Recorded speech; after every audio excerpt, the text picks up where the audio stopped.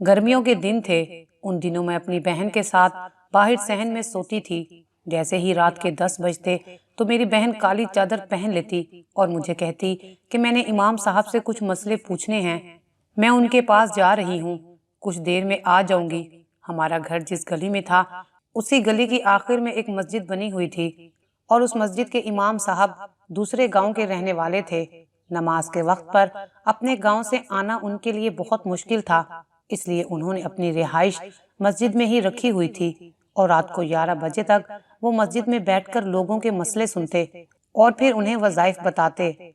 मैंने अपनी बहन से कई मर्तबा पूछा कि तुमने कौन सा मसला पूछना है, तो वो मुझे ये कहकर टाल देती कि तुम्हें भी बता दूंगी। मैं उसके आने तक सब घर वालों पर नजर रखती। हमारे वालिद इस मामले में बहुत सख्त थे। सुबह के वक्त हमें घर से बाहर जाने की इजाजत ना होती थी। मुझे अपनी बहन पर पूरा भरोसा था, बस इसलिए मैं उसे मना ना करती और जाने देती। मगर जब मेरी बहन वापस आती तो उसमें से एक बदबू सी आ रही होती और जब वो सुबह को उठती तो मैं ये देखकर हैरान रह जाती कि उसके बाल भी कटे हुए होते। एक रोज वालिद साहब की आंख खुल गई। उन्होंने अपनी जवान बेटी को यूं जाते देखा तो वो भी उसके पीछे चल पड़े, मगर ये देखकर उनके पैरों तले से जमीन ही निकल गई, क्योंकि वो तो वहां। मेरा नाम नाजिया है। हम 3 बहन भाई थे।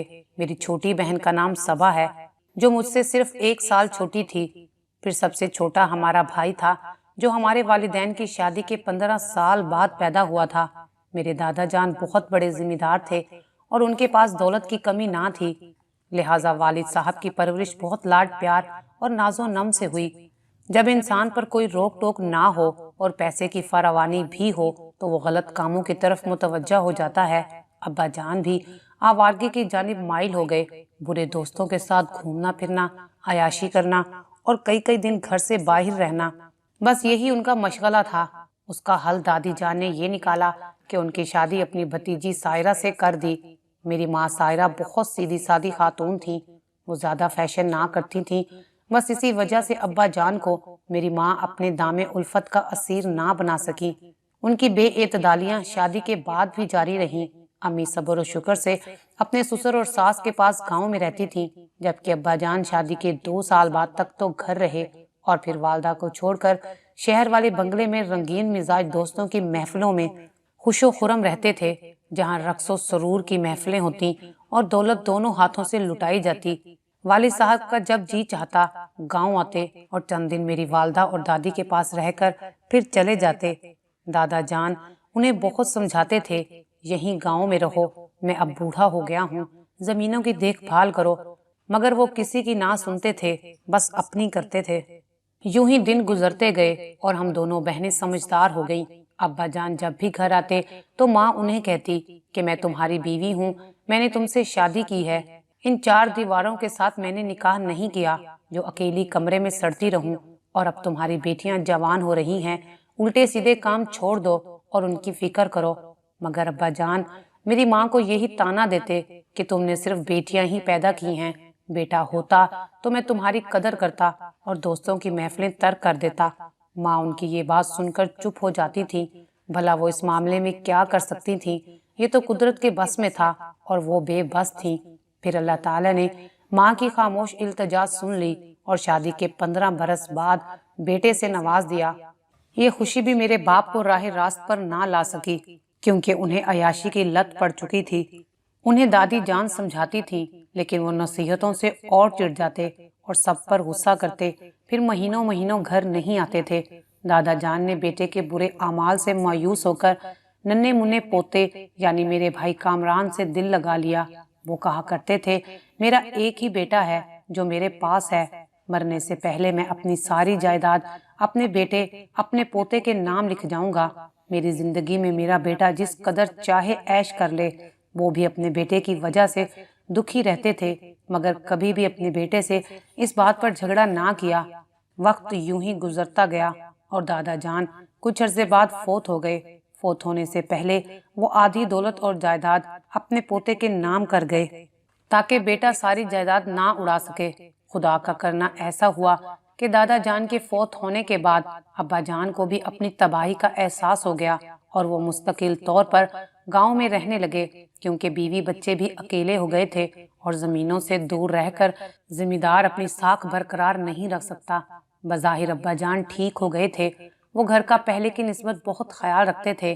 ماں بھی خوش تھی کہ شوہر پردیسی نہیں رہا بلکہ گھر میں رہتا ہے، سب کا خیال رکھتا ہے۔ کئی مسئلے ایسے بھی ہوتے ہیں کہ شوہر موجود نہ ہو تو بیوی کو بہت پریشانی ہوتی ہے۔ ان دنوں میں 20 برس کی ہو چکی تھی، کامران ابھی چھوٹا تھا کہ اچانک گاؤں میں ایک شور سا اٹھا۔ ہماری زمین پر رشید نامی مزیرہ کام کرتا تھا۔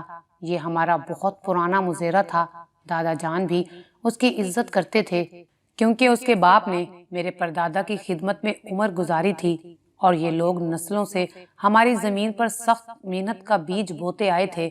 رشید، جس کو ہم سب بہت پیار سے علی بابا کہتے تھے، ہمارے گھر کے فرد کی طرح تھا۔ اس سے ہم خواتین پردہ نہیں کرتی تھیں۔ جب بھی کوئی کام ہوتا ہمارے گھر کے اندر آ جاتا۔ ویسے تو میرے والد بہت سخت تھے، ہم بہنوں کو باہر جانے یا کسی کے سامنے آنے کی اجازت نہ ہوتی تھی۔ بس علی بابا واحد آدمی تھے جن پر ہمارے والد کو کوئی اعتراض نہ تھا۔ علی بابا کی ایک لڑکی شادہ تھی جو میری چھوٹی بہن کی ہم عمر تھی۔ وہ بہت خوبصورت تھی، کبھی کبھی ہمارے گھر آتی تھی جب میری والدہ کام سے اسے بلوایا کرتی تھیں۔ کام کرنے کے لیے شادہ کی ماں اور پھپھیاں مستقل ہمارے گھر آیا کرتی تھیں۔ دادی اور اماں انہیں اپنی اولاد کی طرح سمجھتی تھیں۔ ہم سوچ بھی نہیں سکتے تھے کہ میرے والد صاحب سے ایسی مذموم حرکت سرزد ہو جائے گی کہ جس سے گاؤں میں خاندان کی عزت خاک میں مل جائے گی۔ نہ جانے کب میرے والد صاحب شادہ کو پسند کرنے لگے۔ بس اتنا معلوم ہوا کہ والد صاحب علی بابا کے گھر آنے جانے لگے ہیں۔ وہ پرانا نمک خوار پہلے تو اس بات کو اپنی عزت افزائی سمجھا کہ مالک اتنا بڑا دولت مند ہو کر اس غریب کی کچی مٹی کی چار دیواری میں آ کر بیٹھتا ہے، اس کے گھر کے مسائل میں دلچسپی لیتا ہے۔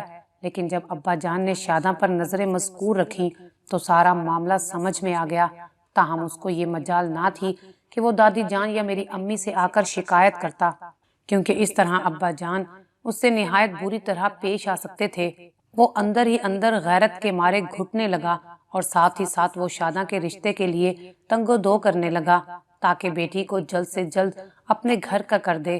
جو ہی اس نے شادہ کی شادی کا اعلان کیا، ابا جان نے اس کو سختی سے روک دیا کہ تم ہماری مرضی کے بغیر بیٹی کی شادی نہیں کر سکتے، اس کی شادی ہم خود کریں گے۔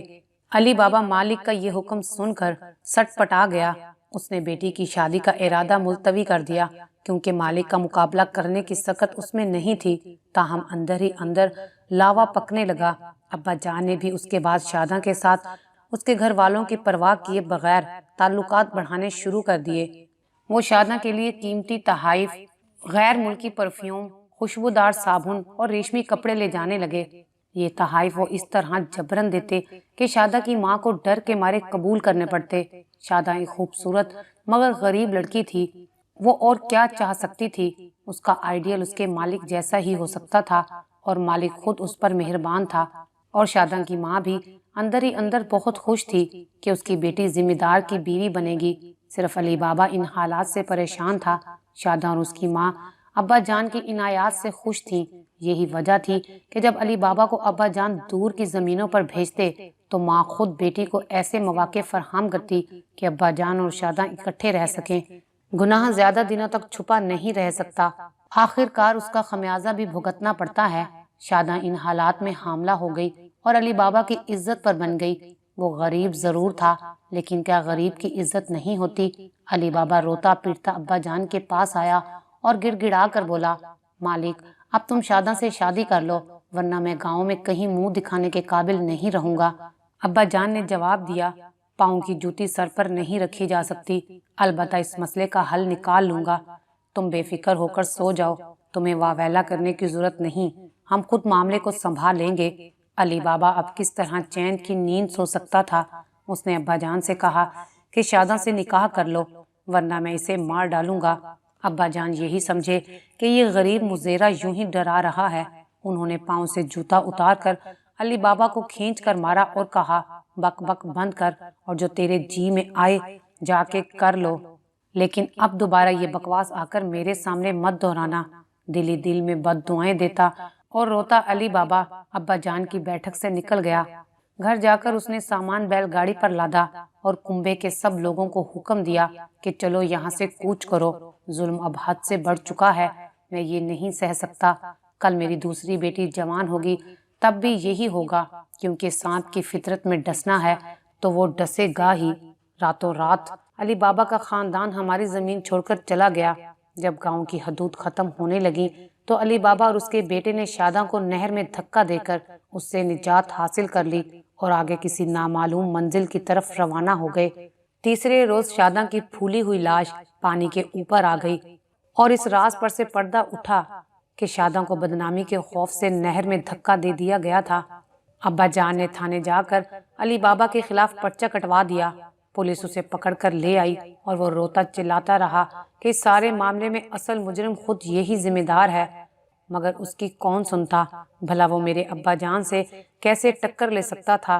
कहते हैं मजलूम की आह खाली नहीं जाती, तो सच ही कहते हैं, क्योंकि इस वाक़े के 10 बरस बाद एक और वाक़या पेश आया जिसने इस बात को साबित कर दिखाया। उन दिनों मेरी उम्र 30 बरस हो चुकी थी और सबा 29 साल की थी। इसके बावजूद हम दोनों बहनों के अभी तक रिश्ते ना हो सके थे और हम बिन ब्याही घर बैठी थीं। माँ को हमारी बहुत फिक्र थी। अब्बा जान ने भी कोशिशें की, मगर हम पल्ला खानदानों में हमारे अब्बा जान की बुरी शोहरत की वजह से हमारे रिश्ते ना हो सके। आस पड़ोस में से रिश्ते आए तो अपने से कम हैसियत लोगों से हमें बयाना अब्बा जान ने खुद गवारा ना किया और हम दोनों बहनें आहिस्ता आहिस्ता बुढ़ापे की तरफ सफर करने लगी। हमारी गली के आखिर में एक मस्जिद थी। इमाम साहब रात को मस्जिद में ही रहते थे और रात गए तक लोगों के मसले सुनकर उन्हें वज़ाइफ बताते। हमें घर से बाहर जाने की इजाज़त ना थी, मगर मेरी छोटी बहन रात के वक्त चादर पहन लेती और छुपकर उन इमाम साहब के पास जाती। उसे कुछ मसले पूछने थे। मैं पूछती तो कहती तुम्हें भी बता दूंगी। मैं पहरा देती और वो चुपके से चली जाती, मगर जब आती तो उसके जिस्म से एक बदबू सी आ रही होती। फिर सुबह ये देखकर मैं हैरान रह जाती कि उसके बाल भी कटे हुए होते। मैं पूछती तो कहती यहाँ से बाल खराब थे इसलिए काट दिए हैं। एक रात जब आसमान पर बादल छाए हुए थे, फिजा में कुछ घुटन सी थी। शायद अगस्त का महीना था। गर्मी की वजह से नींद नहीं आ रही थी। मैं और सबा अपने अपने बिस्तरों पर करवटें बदल रही थीं। उसी वक्त अब्बा जान के कदमों की आहट हुई। वो आज घर देर से आए थे। वो जब रात गए घर आते थके हुए होते थे। आते ही बिस्तर पर लेटते और सो जाते। उस वक्त भी सबा ने यही समझा कि अब्बा जान सो चुके हैं। बाकी लोग भी सो रहे थे। जब उसको यकीन हो गया कि सब सो चुके हैं तो वो उठ बैठी। मैं अपनी आंखों पर दुपट्टा रखे जाग रही थी। मैंने उससे कलाम करना मुनासिब ना समझा, क्योंकि मुझे पता था कि वह रोज की तरह आज भी कोई मसला पूछने इमाम साहब के पास मस्जिद गई होगी। हम सब सहन में सो रहे थे, जबकि अब्बा जान बरामदे में लेटे हुए थे। सबा सहन अबूर करके दबे कदमों से बैरूनी दरवाजे तक पहुंच गई थी और दरवाजे की कुंडी खोलकर घर से निकल गई। अब्बा जान शायद कच्ची नींद में थे। उन्हें ऐसा लगा जैसे मेरा छोटा भाई बाहर गया है। कुछ देर वो उसके वापस लौटने का इंतजार करते रहे, लेकिन जब आधा घंटा गुजर गया तो वो खुद को रोक ना सके। बिस्तर से उठ बैठे। उन्होंने बंदूक कंधे पर लटकाई जो वो हमेशा सिरहाने रखकर सोते थे। फिर सहन में आकर हम सबको देखा। मेरा भाई सो रहा था। माँ और मैं भी अपने अपने बिस्तर पर मौजूद थीं। सिर्फ सबा का बिस्तर खाली था। टॉर्च उठाकर वो घर से बाहर निकल गए। वो टॉर्च की रोशनी जमीन पर डालते जाते थे। इस तरह सबा के पैरों का ताक़ुब करते हुए गली के आखिर में बनी हुई मस्जिद के पास पहुंच गए, जिसके करीब ही कुछ दुकानें थीं। गांव में कच्चे रास्ते होते हैं, जो भी उन पर से गुजरता है पांव के निशान मट्टी पर बनते जाते हैं। लिहाजा जाने वाले का फौरन ताक़ुब किया जा सकता है कि वो किस रास्ते से गया है। सबा के भी नक्शे कदम अब्बा जान को मस्जिद के उस तरफ बनी हुई एक दुकान पर ले गए। मुझे तो यही मालूम था कि सबा मस्जिद में इमाम साहब के पास जाती है, मगर ये राज उस दिन खुला जिसे सुनकर मेरी तो जान ही निकल गई थी। मस्जिद के पास बनी दुकान बंद थी। अब्बा जान ने बंद दुकान को खटखटाया और आवाज दी, बाहर निकलो वरना शूट कर दूंगा। बाप की आवाज सुनकर सबा थर थरा गई और उसकी चीख निकल गई। अब्बा जान का तो रौब ही इतना था कि सारा गांव कांपता था। दरवाजा जब ना खुला तो बंदूक का बट मारकर दुकान की खिड़की को तोड़ डाला और खिड़की से अंदर दाखिल हो गए। टॉर्च की रोशनी में अब उन्हें एक के बजाय दो खौफजदा चेहरे नजर आए। एक चेहरा सबा का था और दूसरा उस नौजवान का था जिसके बाप की ये दुकान थी। अपनी बेटी के साथ एक अजनबी नौजवान को ऐसी हालत में देखकर उनकी आंखों में खून उतर आया। इससे पहले कि वो कुछ करते, सबा ने जल्दी से चादर पहनी और वालिद के कदमों में गिर गई, जबकि उस लड़के के हाथ में सबा के कटे हुए बाल थे। बाबा मुझे माफ कर दें, मैंने कुछ नहीं किया। मैं नवीद से प्यार करती हूँ। जब उसका रिश्ता मेरे लिए आया था और आपने इनकार कर दिया था तो नवीद ने एक आमिल से राब्ता किया था। उसने कहा कि मुझे 7 दिन तक रोजाना उस लड़की के माथे के ऊपर वाले बाल काट कर ला दो। 8 दिन बाद लड़की का बाप खुद मान जाएगा। सबा बगैर सांस लिए सब कुछ बोल गई थी, मगर वालिद साहब सबा को ऐसी हालत में देखकर लाल पीले हो गए थे। तभी एक भी लम्हा जाया किए बगैर दोनों का काम तमाम कर दिया। फायर की आवाज घर तक सुनाई दी। आवाज सुनते ही मैं लरस गई। माँ को जगाया, भाई भी उठ बैठा। सब सबा की खाली चारपाई देखकर समझ गए कि आवाज का क्या मकसद था। अब किसी को कुछ कहने सुनने की जरूरत ना थी। जो हो चुका था हम सब पर आया था। चंद मिनट बाद जब अब्बा जान घर लौटे तो किसी ने उनके चेहरे की तरफ देखने की जुर्रत ना की। माँ दुपट्टे का पल्लू मुंह पर रखे चुपके चुपके रो रही थी और हम सब बेजान बुत्तों की मानिद साकित बैठे थे। अब्बा जान की टूटी हुई भारी आवाज बामुश्किल हलक से निकली थी। वो मेरी माँ से कह रहे थे, तुम अब घर का ख्याल रखना, मैं थाने जा रहा हूँ।